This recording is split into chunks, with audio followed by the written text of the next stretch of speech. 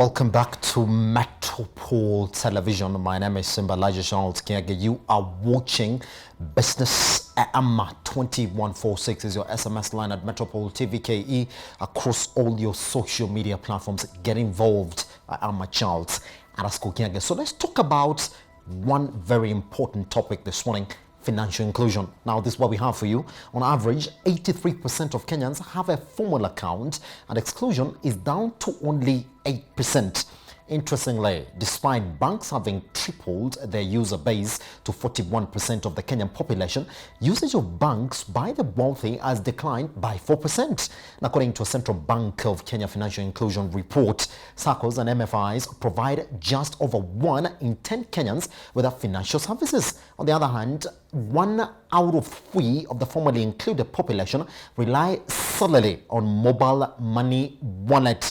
Now this morning, for talk about what the effects of financial inclusion in the MSME sector in the country have been, as well as the current state, we are joined by Calvin Jodese, is the co-founder and partnership lead at African Startup Campus. Just before we cross over to Calvin this morning, I want us to throw our eyes at the data that we have for you that's going to paint a clear picture of what the financial inclusion is really in our country. And if you look at where we are right now, when you're talking about financial inclusion, then annual average lending rates also becomes one of those areas that you're looking at. And we're talking about the cost, which if you can't see now has been going down all the way to 2020 from 2015, which begs the question, is that cost enough? All right, let's therefore cross over to Calvin Jodese this morning. Calvin, good morning, sir. Good morning, Mr. Leader.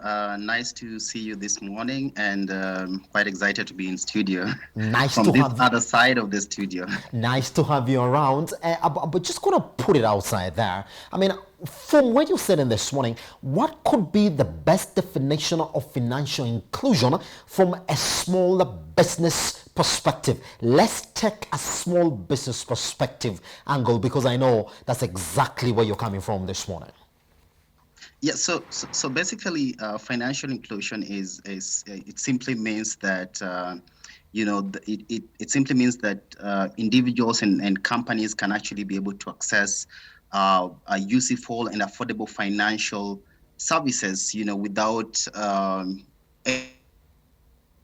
financial service or financial product, and these products actually varies from payment platform, insurance, probably agriculture products, and many other products, and those includes even mobile payments platforms and all that. Yeah, so that's basically what financial inclusion means. So we are at affordability and accessibility.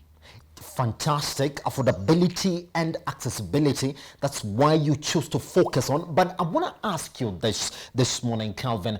Well, since we're talking about affordability and accessibility, and it's true though that when we say, if you look out on Kenya, we're talking about an average of 83% of Kenyans have a formal account, and exclusion is only down to 8%. So does that leave us to only talk about the costs, therefore, of this accessibility? Do you think that cost is now a talking point? Yeah, I mean, what you're saying is very true. I mean, we still have, quite a number of Kenyans who are unbanked population, which is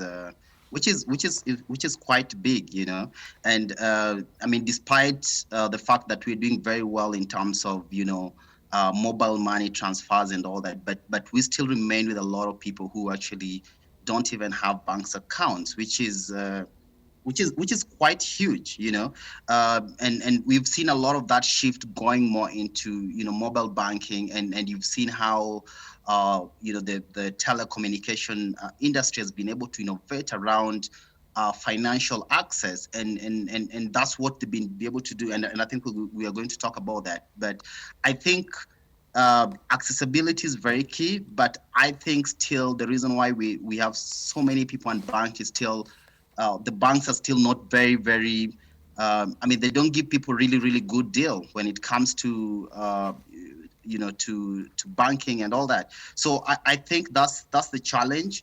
But yes, we have we have a lot of focus in mobile money right now, and definitely microfinance and SACCO. I think we're going to talk about that in a few.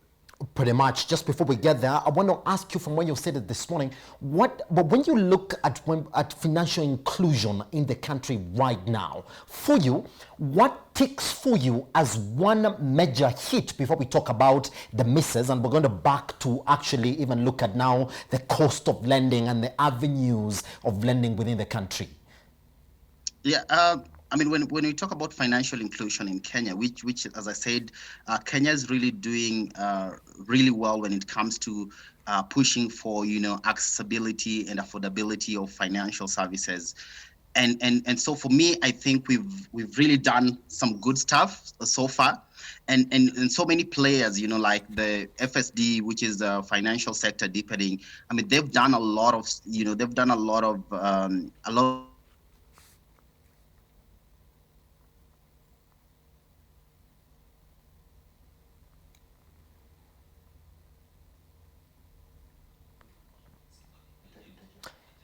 Yes, I think we must have lost Calvin there. I don't know, Calvin, whether you can get me with the point what I was asking you from when you said it this morning. What have the strides for you in your own perspective you think that Kenya has made when it comes to financial inclusion? And we're really looking at different perspectives this morning when we're talking about this topic, because we also have to also look at mismatch. There's a lot of there's a lot of challenge because the cost is still very high. Anyway, we'll be talking about that as well. But despite we're doing well, but we still have a lot of mismatch in terms of financial inclusion or financial accessibility across different sectors. Yes, Calvin, I lost you momentarily. Now let's just try and talk about it that again as well. For you, you think cost should be the only talking point, but can you talk to me about how now, through mobile penetration, we seem to have a lot of ways and avenues in which we can financially include different sectors of the economy? Is that a good thing? And from there, so what needs to be done there for us to start saying, well, if you look at the avenues which have increased by the mobile phone penetration in the economy, so what needs to be done for us to make sense of this financial inclusion cost-wise? Yeah, I mean, if you look at we have, if you look at the recent statistic and that was done, there is the recent report by Access Financial Inclusion that was done between the Central Bank of Kenya and the Financial Sector Deepening, that's FSD Kenya, and you find that they in the report says that 71% of actually Kenyans have access to mobile. And so that tells you a lot about how mobile has become very successful. I mean, very powerful, and also the research says that in averagely, by in the age of 18 to 25, at least a Kenyan adult actually possess a mobile phone. So if you look at even most of our families from the age of 12, somehow your sibling already, you bought them a mobile phone. If you look at that, so you find that by the age of actually starting from 12, they have already actually registered for any form of either mobile money payments, but they've done it, on the account of their parents. But they're the ones who are managing this particular mobile number or mobile account. So I think, despite we talked about accessibility, I know there's a lot of things that's been done, and also looking at what different telecommunication companies be able to do in terms of innovating around financial inclusion. We have things like M-Shwari right now, and M-Shwari has been able to innovate in terms of you can actually lock your savings. You can unlock your savings in a period of time, and you look at insurance companies that are also are now going into mobile insurance, where you can pay even as low as a little money to be able to access insurance product. And you look at and even retirement companies, right now you can actually pay as little as even 10 shillings, like apps like Mobikeza, for example. You can actually pay from like 10 shillings depending on the amount of money that you're able to have. So that tells you how financial inclusion has been able to be diversified. despite, yes, we still face a lot of challenges in terms of the cost and all that. But I think as a country, we are actually taking a very big stride, even across East Africa. Yes. Kelvin, I just want to take you back when you're saying what we've taken as stride when we're talking about financial inclusion, but I want to, and I'll point you out to practical examples of exactly what has happened within the economy. Yes, let's talk about digital lenders who are targeting any other person with a mobile phone. If you're above 18 years old, you have an ID, you can register and get financially included. Fine. But we did see what the Central Bank of Kenya did. They actually did consider them as totally informal lenders, in the sense that they don't think that they're within the formal structure of financial inclusion within the country. That's why now they cannot actually be able to blacklist anybody who defaults on that end. Good. Since we're talking about them being so many within the economy, do you think they're doing much good to the economy, or they're doing much bad to the economy? Because from the CBK's perspective, they're like, well, we can talk about financial inclusion in a different way. They don't think that these digital lenders are actually doing good when we're talking about financial inclusion. Yeah, I mean, what you're saying is very true, Mr. Elijah. What you're saying is very true, and the problem is that I mean, especially talking about a mobile the mobile lending platforms, and we have quite a lot of them. If I start giving you the list, because I'm in the financial inclusion sector, and we did actually financial inclusion awards last year, and these are people that we interact with, and you find that there's a lot of them, and unfortunately, most of them are not really gearing to financial inclusion. And just as I said, when you look at the definition of financial inclusion, is affordability. Yes, we can have access, but is it really affordable? And the problem is that most of these mobile lending platforms have become more like sharks. They just want to eat you. They know, yes, you're desperate for money, but they're going to give you 20% interest rate. They're going to give you almost even 25% interest rate. So that is quite exorbitant in terms of when we talk about inclusion, and that does not really apply. And if you look at that, that's the reason why the central bank has said, yes, you guys are doing this, but you are imposing a lot of interest rate for these guys. So definitely you're not part of the financial inclusion. And so probably maybe the different mobile lending platforms need to start coming together and be able to decide and say, okay, this would be the best interest rate, or this would be the best interest rate if you really want to be part of the inclusion and driving change in this particular economy, but not just like take advantage of people and be able to make as much money as they think they can. Yes, Kelvin, but another question is this: well, if we are actually going to talk about the positive effects of financial inclusion in the country, then we have to see a lot of innovation coming from this. I would say financiers who are sort of coining themselves as people who want to include the economy financially. From what you said this morning, though, are you satisfied with the amount of innovation that you've seen in the economy when we're talking about financial inclusion, or we're just talking about accessibility? But accessibility to what end? Have we answered that question correctly? I mean, what you're talking about is really true, and let me take you back to some really important facts here. For any country to be financial inclusion, there need to be a lot of work or a lot of partnership between the private sector, the government, and even the non-profit organizations. And if you've been following strongly in the financial inclusion sector in Kenya, you've seen that organizations like the Melinda Gates Foundation has been investing huge in financial inclusion, because they know it's something progressive. It needs a lot of money for you to be able to have that financial accessibility. And our women has been, they've been really, really key in driving financial inclusion, because women plays a very big role. They're the ones who constantly save. They're the ones who constantly invest in chamas and all those different small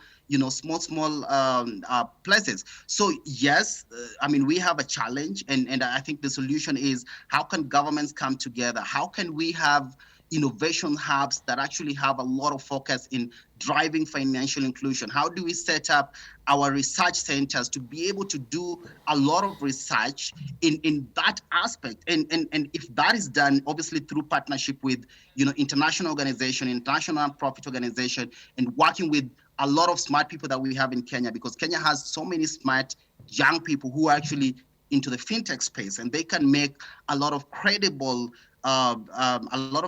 stuff, in terms of products and all that. So there need to be that partnership, there need to be that cooperations, and there need to be a lot of research if we really, really want that, if our country really want to be financially included. Fantastic. Calvin, I know you have a special focus on young people and you interact with them. I know you also look at a lot of young businesses within the country. Yeah. Would you say that we have properly financially included the young people in the economy? And what is your answer going to be based upon? What are you going to judge what the effect has been on financially including the young people in the economy?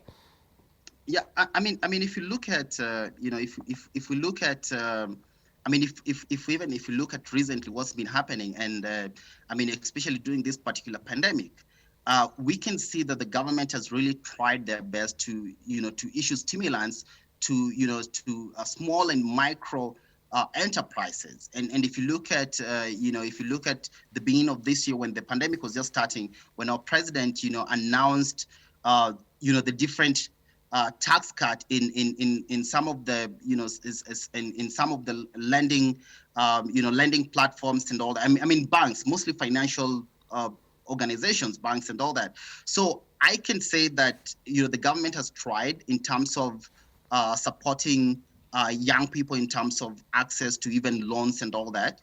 But I still feel that there's still a little bit of mismatch, because you see, I work with a lot of young people who are just starting businesses, and starting a business is not easy, because you're going to start small, investing maybe like 100,000, or you're investing 200,000. By the time this 200,000 you start making, actually breaking even, it's not easy. So I think there still need to be a lot in terms of how can banks even reduce their interest rates. And I know we've had a lot of conversation around interest rates. The interest rate curve was all conversation going around, which has not, it's not been really, really applied, because at the end of the day, banks are there to make money. The key financial sectors there, the work is to make money. Most of the time, most of them really don't care about you. They care about how they can make money.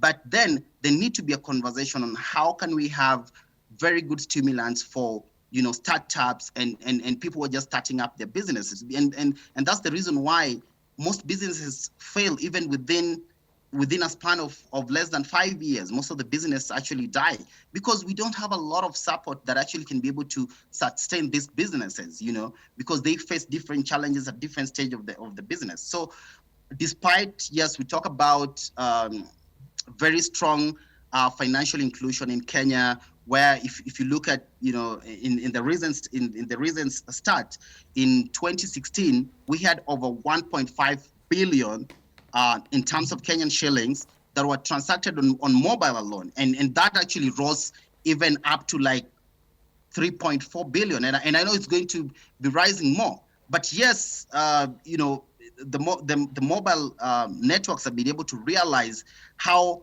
financial inclusion is key, but that's something that even the banks or even some of the circles are not being able to realize. There's still a lot of process for you to even to get just a loan. All right. Now, Calvin, this one has to go out there for, yes, every time we talk about financial inclusion, you can talk about accessibility and the cost of that.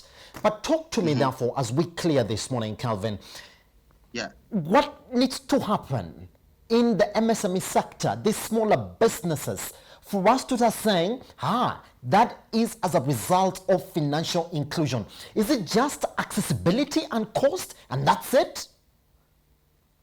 No. It's not only accessibility and cost, and definitely, just as I mentioned in my last conversation, one of the things, and I talked about partnerships, and that's very key, because when the private sector and in non-profit organization, the government comes, also the aspect that we've not touched is training. despite, yes, we all want to drive financial inclusion, financial accessibility and all that, but financial literacy is still lagging behind, which is very key thing and very fundamental for different organizations, even businesses. So if we want financial inclusion, then we need to start with financial literacy. And this needs to start even for the micro and small businesses and even startups. People are just starting up and probably have zero investments. So I think financial literacy is very key, and that can only be achieved through the partnership and through the collaboration of different partners in different sectors. So I think that's very important. And if we do that, we're going to achieve a lot of things. We're going to achieve financial inclusion, not only in the financial sector or the payment platforms, but we're going to achieve financial inclusion even in agriculture, because agriculture plays a very key role. We're going to even achieve that even in green energy, like access of like solar lamps and solar panels and all that.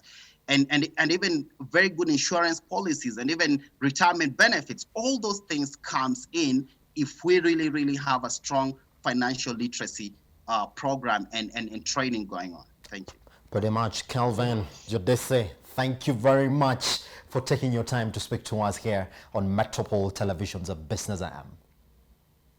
Yeah, thank you very much. And we'll also be having our financial inclusion conference. So if somebody would like to join us, they can go to Eventbrite and sign up for that. Pretty much. I think I'll be among the first ones, Calvin. Thank you very much. Yeah. All right. We take a short break here on Business AM. Once we come back, we shall be looking at the coffee sector in the country. How is it faring on within the COVID-19 pandemic? What have been the strides so far for a sector that was deemed to be dying? Are we coming back again? And what is the government and the various stakeholders doing in this area here on Business AM? Good morning. My name is Simba Elijah Charles Kiage.